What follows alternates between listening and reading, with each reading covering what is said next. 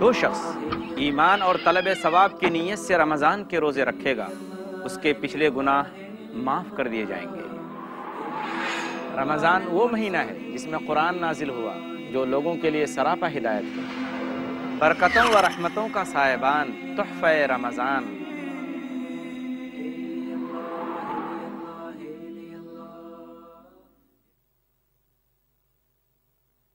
الحمدللہ رب العالمین والصلاة والسلام علی خاتم الانبیاء والمرسلین محمد وآلہ وصحبہ اجمعین، اما بعد رب اشرح لی صدری ویسر لی امری واحلل عقدۃ من لسانی یفقہوا قولی۔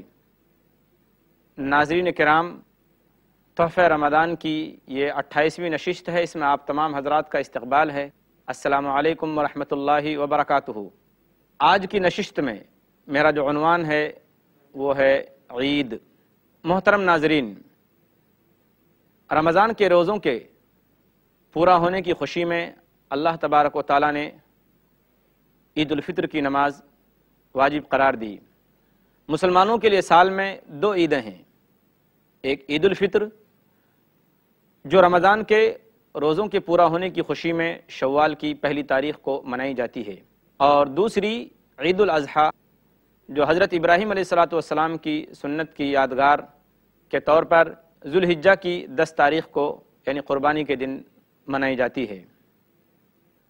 عن انس قال کان لأہل الجاہلیۃ یومان فی کل سنۃ یلعبون فیہما فلما قدم النبی صلی اللہ علیہ وسلم المدینۃ قال کان لکم یومان تلعبون فیہما وقد ابدلکم اللہ بہما خیرا منہما یوم الفطر والاضحیٰ۔ سنن نسائی حدیث نمبر 1557۔ انس رضی اللہ تعالیٰ عنہ سے روایت ہے، وہ کہتے ہیں جاہلیت کے زمانے میں ان لوگوں کے واسطے سال بھر میں 2 دن ہوا کرتے تھے جن 2 دنوں میں وہ کھیل کود کرتے، خوشی مناتے۔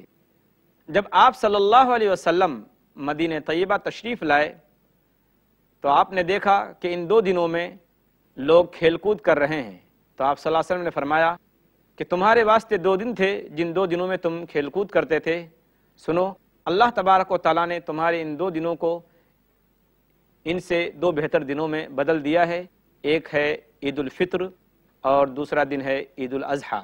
اس حدیث سے یہ بات واضح ہو گئی کہ مسلمانوں کے لیے صرف سال میں 2 عیدیں ہیں۔ عید خوشی کا دن ہے، یہ تہوار کا موقع ہے، تو ہم دیکھتے ہیں کہ اللہ کے رسول صلی اللہ علیہ وسلم کی اس میں سنت کیا ہے، آپ صلی اللہ علیہ وسلم اس میں کون سے اعمال کیا کرتے تھے تاکہ جائز حدوں میں رہ کر ہم بھی خوشی منا سکیں اور ساتھ ساتھ ہمارا اس سنت پر عمل بھی ہو جائے۔ پہلی سنت جو عید کے دن ہے وہ یہ ہے کہ آدمی عیدگاہ جانے سے پہلے غسل کرے۔ عبداللہ ابن عمر کان یغتسل یوم الفطر قبل ان یغدو الی المصلی، موطا امام مالک حدیث نمبر 428، کہ حضرت عبداللہ ابن عمر رضی اللہ تعالیٰ عنہما عید الفطر کے دن یعنی شوال کی پہلی تاریخ کو عیدگاہ جانے سے پہلے غسل کیا کرتے تھے۔ دوسری چیز یہ ہے کہ آدمی عیدگاہ جانے سے پہلے عید کے دن کچھ کھا لے۔ عن انس قال کان النبی صلی اللہ علیہ وسلم لا یغدو یوم الفطر حتی یأکل تمرات ویأکلہن وطرا، صحیح بخاری حدیث نمبر 953۔ انس رضی اللہ تعالیٰ عنہ سے روایت ہے کہ اللہ کے رسول صلی اللہ علیہ وسلم عید الفطر کے دن عیدگاہ جانے سے پہلے کھجوریں کھایا کرتے تھے، اور وہ کھجور بے جوڑ یعنی 1 یا 3 یا 5 یا 7 یعنی بے جوڑ کھجوریں کھایا کرتے تھے۔ اس حدیث سے ثابت ہوا کہ عیدگاہ جانے سے پہلے عید الفطر کے دن مسلمان کو کچھ کھا لینا چاہیے تاکہ اس سنت پر عمل ہو۔ علماء کرام نے بتایا ہے کہ اس کی حکمت کیا ہے۔ حضور اکرم صلی اللہ علیہ وسلم عید کے دن، عید الفطر کے دن عیدگاہ جانے سے پہلے کھجور کیوں کھاتے تھے؟ پہلی چیز اس میں حکمت تو یہ ہے تاکہ یہ پتہ چل جائے کہ عید کے دن روزہ رکھنا منع ہے۔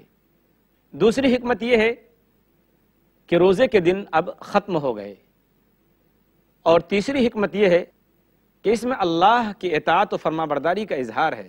جب تک اللہ تبارک و تعالیٰ نے کھانے پینے سے منع کیا تو ہم نے رمضان کے دنوں میں ان چیزوں کا خیال کیا کہ کھانے پینے سے رکے رہے، جب اللہ تبارک و تعالیٰ نے آج کھانے کا حکم دیا ہے، روزہ ختم ہو چکا، تو ہم کھا کر اللہ تبارک و تعالیٰ کی فرما برداری اور اطاعت کا اظہار کر رہے ہیں۔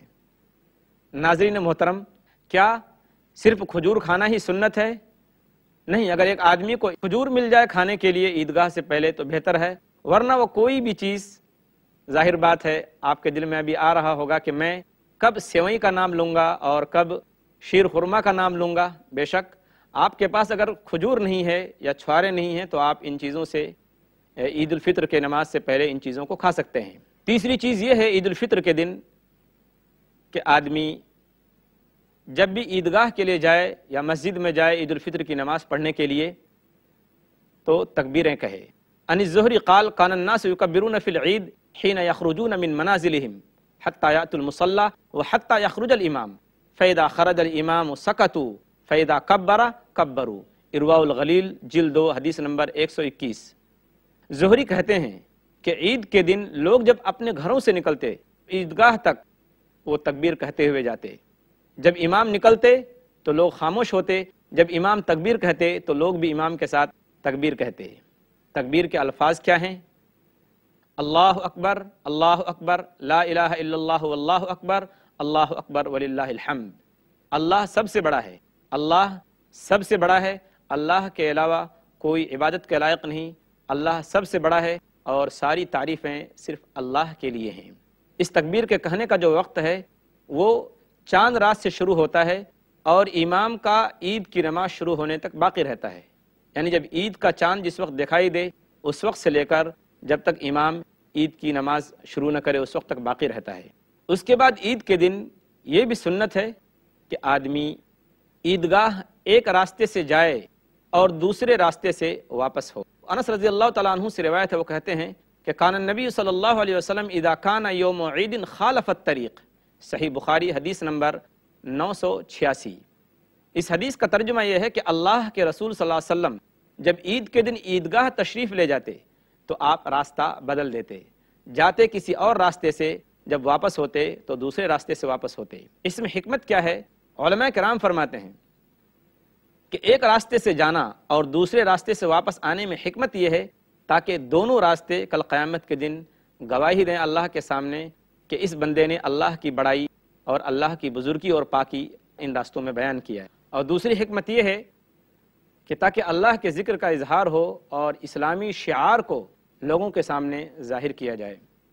اور تیسری حکمت علماء نے یہ بیان کی ہے کہ جب ایک راستے سے جائے اور دوسرے راستے سے واپس آئے تو وہ دونوں راستوں میں جو ضرورت مند لوگ ہوں ان کی ضرورتیں پوری کرے، کسی کو مسئلہ و مسائل معلوم کرنا ہو تو وہ مسئلہ و مسائل معلوم کرے، یا کسی کو کسی چیز کی جانکاری حاصل کرنا ہو تو وہ شخص جانکاری اس سے حاصل کر سکے۔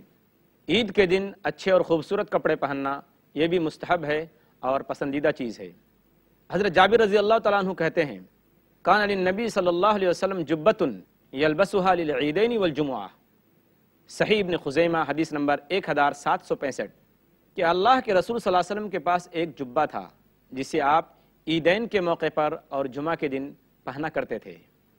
بیہقی کی روایت ہے ان ابن عمر کان یلبس للعید اجمل ثیابہ، کہ ابن عمر رضی اللہ تعالیٰ عنہما عید کے دن سب سے خوبصورت جو کپڑا ان کے پاس ہوتا اچھا وہ کپڑا استعمال کرتے تھے۔ اس لیے عید کے دن اگر کسی کے پاس اچھے کپڑے ہوں اور اللہ نے اس کو وسعت دی ہے، اس کے پاس پیسے ہوں، وہ اچھے کپڑے بنوا سکتا اور اس نے بنائے ہیں تو انہی نئے کپڑوں کو اور خوبصورت اور اچھے کپڑوں کو پہننا مستحب ہے۔ عید کے لیے ضروری نہیں ہے کہ آدمی قرض لے کر ادھار مانگ کر نئے کپڑے سلوائے تبھی اس کی عید کی نماز درست ہوگی، یہ بات درست نہیں ہے۔ آدمی کے پاس جو بھی کپڑے ہوں ان کپڑوں میں جو سب سے اچھا کپڑا ہے وہ کپڑا استعمال کرے تو اللہ کے رسول صلی اللہ علیہ وسلم کی یہ سنت ادا ہو جائے گی۔ عید کے موقع پر پیدل جانا اور پیدل واپس آنا یہ بھی سنت ہے۔ عن ابن عمر رضی اللہ عنہما قال کان النبی صلی اللہ علیہ وسلم یخرج العید ماشیا ویرجع ماشیا، سنن ابن ماجہ حدیث نمبر 1294۔ اس حدیث کا مطلب یہ ہے کہ اللہ کے رسول صلی اللہ علیہ وسلم جب عید کی نماز کے لیے نکلتے تو پیدل آپ تشریف لے جاتے، جب آپ واپس تشریف لاتے عید کی نماز پڑھ کر تو بھی آپ پیدل واپس تشریف لاتے۔ اس لیے عید کی نماز کے لیے آدمی چاہے عیدگاہ جائے چاہے مسجد میں جائے، دونوں صورتوں میں آدمی کے لیے بہتر ہے، سنت ہے کہ وہ پیدل جائے اور پیدل واپس آئے۔ عید الفطر کے دن یعنی عید کے دن مبارکباد دینا بہتر ہے، پسندیدہ ہے۔ اب چاہے مبارکباد کے جو الفاظ ہیں، چاہے عید مبارک کہے یا تقبل اللہ منا و منکم کہے، جس کا ترجمہ ہے کہ اللہ تمہارے اعمال قبول کرے اور ہمارے اعمال قبول کرے، یہ سارے الفاظ کہنا درست ہیں اور جائز ہیں۔ عن جبیر بن نفیر قال کان اصحاب النبی صلی اللہ علیہ وسلم اذا التقوا یوم العید یقول بعضهم لبعض تقبل اللہ منا و منکا، اور فتح الباری جلد 2 صفحہ نمبر 446۔ جبیر بن نفیر کہتے ہیں کہ اللہ کے رسول صلی اللہ علیہ وسلم کے جو اصحاب تھے، جو ساتھی تھے، ان کا حال یہ تھا کہ جب وہ عید کے دن آپس میں ایک دوسرے سے ملتے تو وہ یوں کہتے تقبل اللہ منا و منکا، کہ اللہ تمہارے اعمال بھی قبول فرمائے اور ہمارے اعمال بھی قبول فرمائے۔ اس لیے عید کے دن مبارکبادی کے الفاظ کہنا درست ہے اور جائز ہے۔ اس میں شدت اختیار کرنا، غلو کرنا، یہ کسی بھی طرح سے درست نہیں۔ یہ ایک ثقافتی چیز ہے، یہ ایک کلچر ہے جس کو استعمال کرنے میں کوئی حرج نہیں ہے۔ اس کے ساتھ ساتھ عید کے دن علماء نے فرمایا کہ عید کے دن گلے ملنے میں بھی کوئی حرج نہیں۔ اگر آدمی عید کے دن گلے ملتا ہے، معانقہ کرتا ہے، ایک دوسرے سے خوشی کا اظہار کرتا ہے، تو اس میں بھی کوئی حرج نہیں، یہ چیز بھی جائز اور درست ہے۔